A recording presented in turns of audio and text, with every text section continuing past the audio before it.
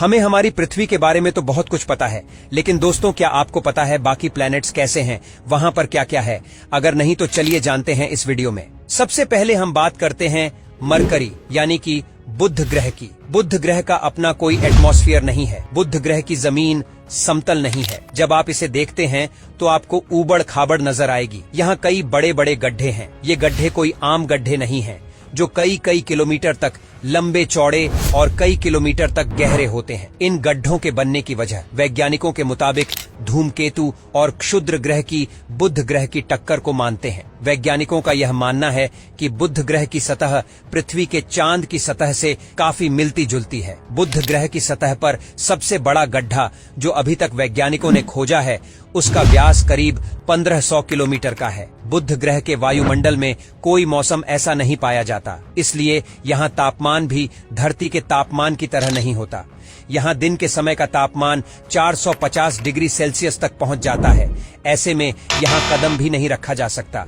लेकिन अगर हम बात करें रात के समय की, तो रात के समय में तापमान -1 डिग्री सेल्सियस तक गिर जाता है। दोस्तों, बुध ग्रह पर वायुमंडल नहीं है, जिसकी वजह से यहाँ तापमान नियंत्रित नहीं रहता और रात होते ही ठंडा हो जाता है और दिन में गर्म होना शुरू हो जाता है। बुध ग्रह पर अभी तक 2 अंतरिक्ष यान भेजे जा चुके हैं। दोस्तों, बुध ग्रह सूर्य के सबसे नजदीक वाला ग्रह है, किंतु फिर भी बुध ग्रह हमारे सौरमंडल का सबसे गर्म ग्रह नहीं है। तो चलिए अब बात कर लेते हैं दूसरे ग्रह की। अब बुध के बाद सूर्य के सबसे निकट आता है वीनस यानी शुक्र ग्रह, और यही वह ग्रह है जिसे सौरमंडल का सबसे गर्म प्लैनेट कहा जाता है। शुक्र ग्रह का वायुमंडल कई किलोमीटर मोटी सल्फ्यूरिक एसिड के बादलों की परतों से ढका है और इन्हीं बादलों की वजह से शुक्र ग्रह की सतह भी आसानी से दिखाई देती है। यहाँ के एटमॉस्फेयर में 96% कार्बन डाइऑक्साइड मौजूद है, जो ग्रीन हाउस गैस इफेक्ट पैदा करती है,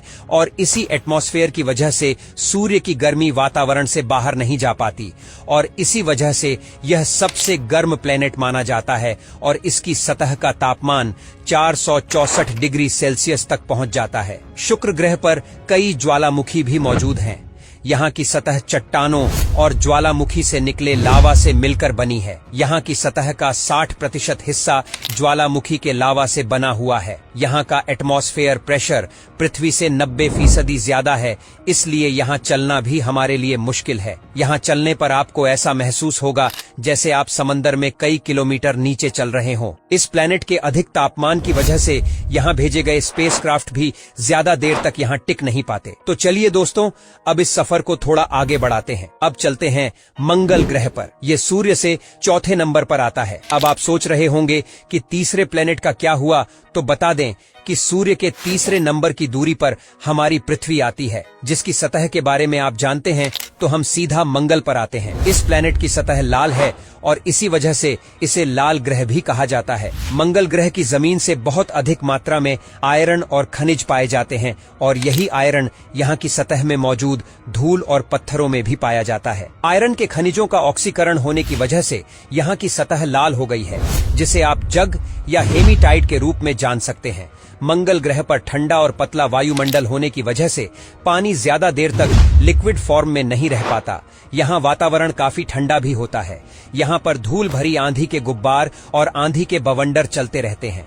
सूर्य के दूर होने की वजह से यहाँ का औसतन तापमान 55 डिग्री सेल्सियस तक रहता है और मंगल ग्रह का अधिकतम तापमान 30 डिग्री सेल्सियस तक हो जाता है, जबकि ठंड में यह तापमान 130 डिग्री तक हो सकता है। मंगल ग्रह की सतह कुछ इस तरह की हड्डियां बनाई हुई नजर आती हैं, जिन्हें देखकर ऐसा लगता है मानो ये है जल के प्रवाह से बनी है और वो है पत्थर के किनारे और रास्ते में आने वाली बाधाओं को तोड़कर आगे बढ़ती हैं ये धारियां। एक छोटे से क्षेत्र में शुरू होती हैं जो फिर कई सैकड़ों मीटर तक दिखाई देती हैं। दोस्तों, अब हम ध्यान से मंगल ग्रह की सतह को देखते हैं तो ऐसा लगता है कि यहाँ पहले से कोई जीवों की बस्ती जरूर रही होगी, जिसका किसी कारण से विनाश हो गया होगा। मंगल ग्रह पर जीवन की संभावनाएं हो सकती हैं। दोस्तों, इसके बाद हम बात करते हैं सौरमंडल के सबसे बड़े प्लैनेट जुपिटर की, जिसे बृहस्पति कहा जाता है, और यह एक गैस जॉइंट है, जिसका मतलब है यह गैस से बना हुआ ग्रह है या कोई ठोस जमीन नहीं है। यह प्लैनेट गैस और तरल पदार्थों से बना है। यह 1/4 हीलियम द्रव्यमान के साथ मुख्य रूप से हाइड्रोजन से बना हुआ है। यहाँ का वातावरण हाइड्रोजन और हीलियम से बना है, जिसमें अमोनिया और मीथेन काफी मात्रा में है। यहाँ वायुमंडल हजारों किलोमीटर की गहराई तक फैला हुआ है और इसे नजदीक से देखने पर यह तूफानी बादल की तरह नजर आता है। ये खूबसूरत दिखने वाले बादल असल में बहुत ही खतरनाक और जानलेवा हैं। यहाँ का वातावरण घने बादलों से भरा हुआ है। यह दिखने में घने धुएं की तरह दिखाई देता है, जो बहुत ही अजीब नजर आता है। जुपिटर इतना बड़ा ग्रह है जिसमें 1300 पृथ्वी समा सकती हैं। तो चलिए अब आगे बढ़ते हैं और बात करते हैं सैटर्न यानी शनि ग्रह की। जब आप शनि ग्रह की तस्वीर को देखेंगे तो आपको इसके चारों ओर एक रिंग दिखाई देती है। दरअसल यह रिंग जमी हुई बर्फ के छोटे छोटे पार्टिकल और चट्टानी टुकड़ों से मिलकर बनी है और यह जमी हुई बर्फ सूर्य से आने वाली किरणों को काफी हद तक रिफ्लेक्ट करती है और इसी कारण से है चमकीले नजर आते हैं। यह प्लैनेट भी एक गैस जाइंट है जिसमें हाइड्रोजन और हीलियम गैस की मात्रा ज्यादा है। शनि ग्रह का वायुमंडल 96% मॉलिक्यूलर हाइड्रोजन, 3.25% हीलियम से बना है और बाकी का अमोनिया असंतुलन, ईथेन, प्रोपेन और मीथेन से मिलकर बना है। यह वायुमंडल बहुत ही तेज हवा पैदा करता है जिसकी रफ्तार 2000 किलोमीटर प्रति घंटा होती है। जैसे जैसे हम वायुमंडल में नीचे की ओर जाते हैं, यह तापमान और एटमॉस्फेयर प्रेशर बढ़ता चला जाता है। यहाँ भी कोई ठोस जमीन नहीं है। ये प्लेनेट पूरा का पूरा गैस से निर्मित है और हम इस ग्रह पर लैंड नहीं कर सकते। हम आपको बता दें कि शनि ग्रह पर अब तक 4 मिशन भेजे गए हैं, जिनमें सबसे पहले पायनियर 11 था, इसके बाद वाइजर 1 और वाइजर 2 था और अंत में भेजा गया कैसिनी हाइगेन्स। और इसी मिशन से हमने शनि को नजदीक से देखा था। चलिए अब बात करते हैं अगले प्लेनेट की। अब बारी आती है यूरेनस की, यानी अरुण ग्रह है और यह भी एक गैस का गोला है। यूरेनस पर कोई भी ठोस सतह नहीं है और वायेजर तो एक ही ऐसा मिशन है जो यूरेनस पर भेजा गया है। दोस्तों, यूरेनस और नेपच्यून की बात करें तो यहाँ जुपिटर और सैटर्न के मुकाबले बर्फ की मात्रा अधिक है। बर्फ के अलावा यहाँ अमोनिया और मीथेन गैस की बर्फ भी मौजूद है और इसी वजह से इन्हें बर्फीले गैसीय ग्रह भी कहा जाता है। यूरेनस के एटमॉस्फेयर में 83% हाइड्रोजन, 15% हीलियम और 2% मीथेन गैस मौजूद है। यूरेनस का वायुमंडल बाकी सभी प्लैनेट से काफी ज्यादा ठंडा है। यहाँ का औसत तापमान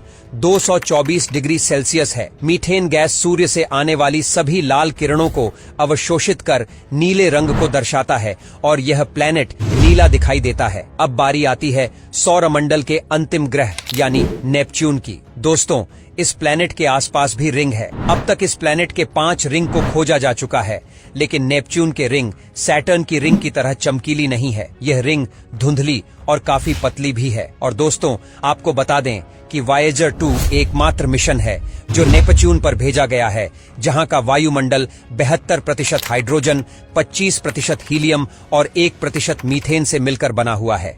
यहाँ का औसत तापमान 224 डिग्री सेल्सियस है।